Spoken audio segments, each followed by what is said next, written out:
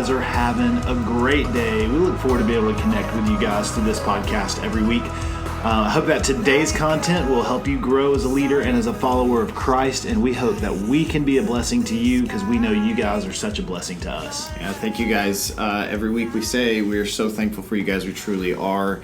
Man, this last weekend's message was powerful. Very, very powerful. Donna, you actually told a little bit of yours and Michelle's story from stage about fostering. Yeah. Like.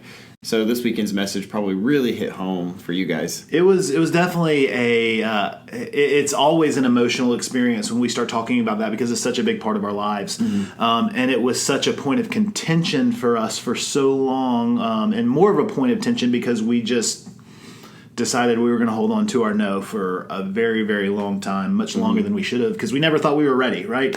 It's hard to say yes to something that's uncomfortable when you think that you're not ready for it. But the reality is that most likely if God's calling you to something, you're probably not ready for it. Yeah. You just need to dive in, jump in, and let him do what only he can do. Yeah, when I was thinking through, and I was having some great conversations with people in the lobby this last weekend, just not solely focused on fostering necessarily or serving in that way, but finding a way to be used by God and recognizing, man, like I feel called to do this, but it's really uncomfortable. Absolutely. Well, we all have a purpose, and typically our purpose is attached to some kind of pain that we've experienced. Mm-hmm. So tapping into that is always uncomfortable, but the reward of God using that pain to bring about healing and hope for someone else, man, that's so powerful, and it's exciting that he loves to use our pain in that way. That's why we can trust him with our pain, our hurt, our hang-ups, whatever that is. We can trust God with it because he's going to use it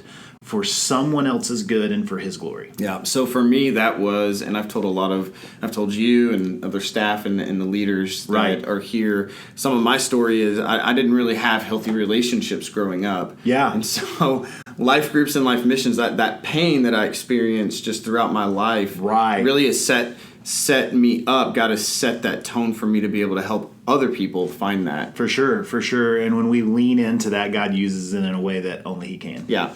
So one of the questions that I typed up this past weekend, Craig said in one of his 6 steps, he said 5, you will often experience more painful setbacks. So, so 3 was painful setbacks, and then 5 was more painful setbacks. Absolutely. So in your experience, whether it's really just in ministry and life groups, life missions, or fostering, what are some setbacks that you guys have faced? Yeah, so there's a lot of different things. I would say probably the most would be an emotional setback. There's so many different ways when you start to pour into something, whether it's to another person or it's to a cause. You're putting your time and your energy into something, and if it doesn't go the exact way that you planned, the emotional expense that has on you can easily be frustrating. But the best way to combat that is just to be able to talk about it with other people. That's why relationships are so important. That's why if you're a part of a life group, man, God has called you to something.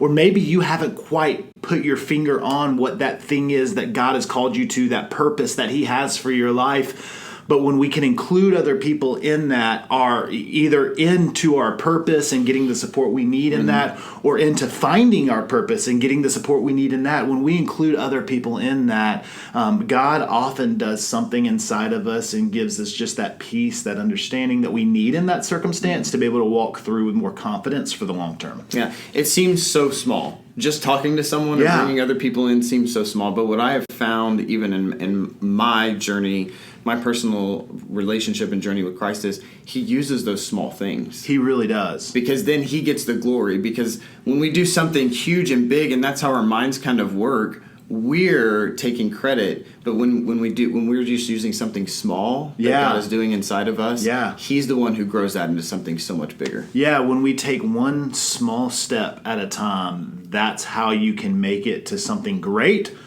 Or on the converse side, one small step at a time can lead you far away from something that's great. Those small decisions, those small things that we do, those small places where we can be obedient, man, they can make the biggest difference when we apply those consistently over time. So we know as followers of Christ, you guys are experiencing all of these same things that we're talking about. You're right in the middle of it, or you're feeling that's prompting from the Spirit.